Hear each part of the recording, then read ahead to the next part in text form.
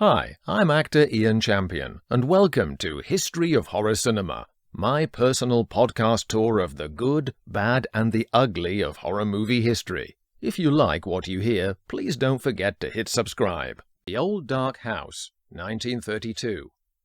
In 1932, director James Whale followed his huge success with Frankenstein by creating another atmospheric chiller, continuing his collaborations with actors Boris Karloff and Ernest Thesiger and other creative personnel from his previous films, as well as introducing Charles Laughton to both the genre and American audiences in his first Hollywood role. What was to become a classic horror film staple plot actually began as a faithful adaptation by Ben Levy of the esteemed J.B. Priestley's 1927 novel Benighted, concerning a group of bedraggled tourists who take refuge in a spooky house terrorized by a family keeping sinister secrets. The film version retains the original novel's characters, its oppressive Gothic atmosphere, and the essence of post-World War I angst, embodied in Roger Pendrell, a shell-shocked survivor of the battlefield.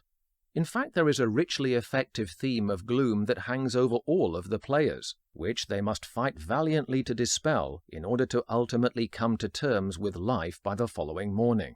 We open with Pendrell, double Oscar winner and famous Garbo co-star Melvyn Douglas, being chauffeured haphazardly through torrential rain and mud by his beleaguered friends Philip and Margaret Waverton when they are forced to seek shelter at a nearby house.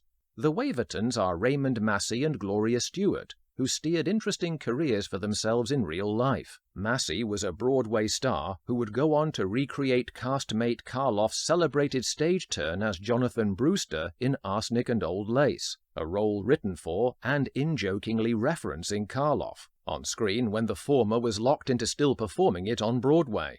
Gloria Stewart had retired from movies for over 40 years, till her comeback eventually resulted in becoming the oldest Academy Award nominee in history as centenarian survivor Rose Dawson in James Cameron's Titanic at the age of 87. She died after reaching her own century in 2010.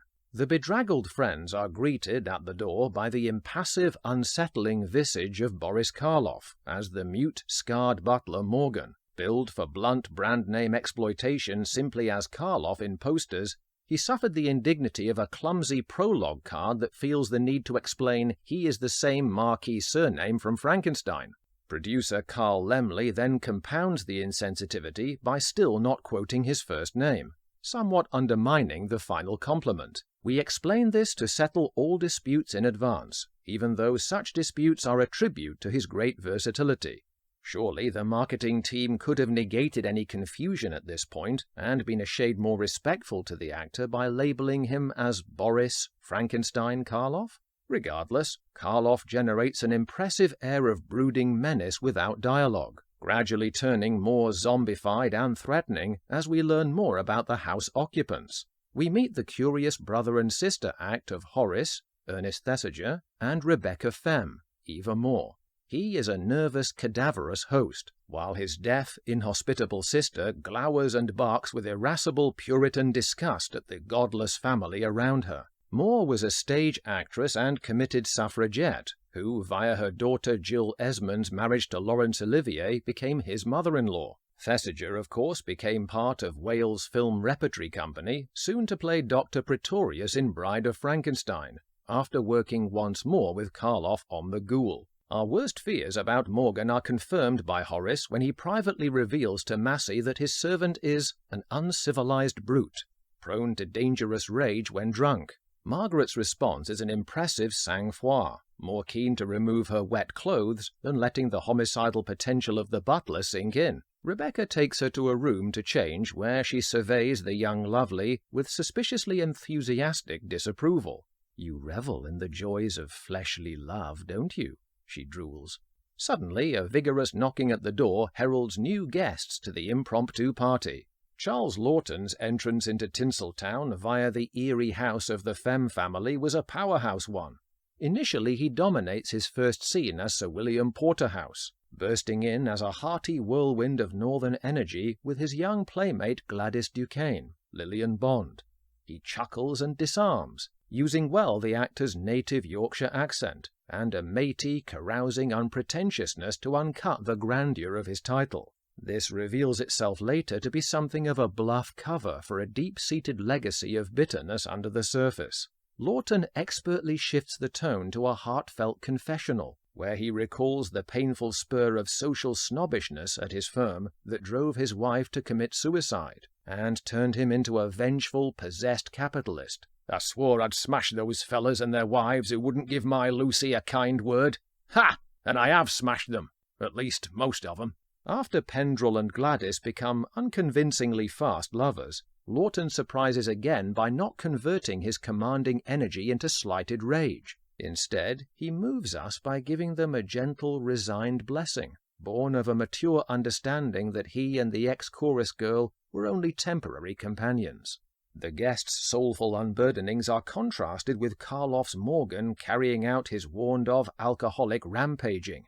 He is genuinely unnerving. As with Frankenstein's monster, Morgan is more enigmatic and frightening without dialogue. He is an unstable threat, coming after Margaret and Philip all the more relentlessly for not being talked away. No exposition or preamble, just the desire to kill them. Pendrell is lucky to fend him off on the stairs. If you thought the two femme hosts on display are kooky, wait till you see the others hidden up that staircase. There is the 102-year-old father, Sir Roderick, an appropriately wizened old catweasel, cleverly cast with actress Elspeth Dudgeon, who was billed as John Dudgeon. Whale was apparently unable to find an old enough male for the part.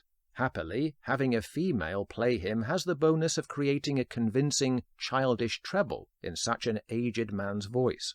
Possibly the most lethal femme fatale of all is held back for the climax. Brember Wills is Saul, a bearded, dissembling whack-job whose fondness for pyromania is so dangerous that he is usually locked away, tended to by a strange bond with Morgan. We are teased with a close-up of his hand before he appears. He tries to engage Pendrell in his hobby. "I know things about flames that nobody else in the world knows." After recounting the biblical story of his namesake's attempted spearing of the young David, he fails equally to pin Pendrell with a flying knife, and almost burns the house down before he is neutralized, causing Karloff to break down in affecting tears over his wounded body. Whale directs the cast well, allowing each actor their moments in the sun, or shadows, to create a memorable ensemble, and a spirited addition to the familiar tropes of horror film lore. As we will see, Whale, Karloff, Massey and Laughton would all continue to forge memorable work in the genre. Thanks for listening. If you like what you hear, please don't forget to hit subscribe.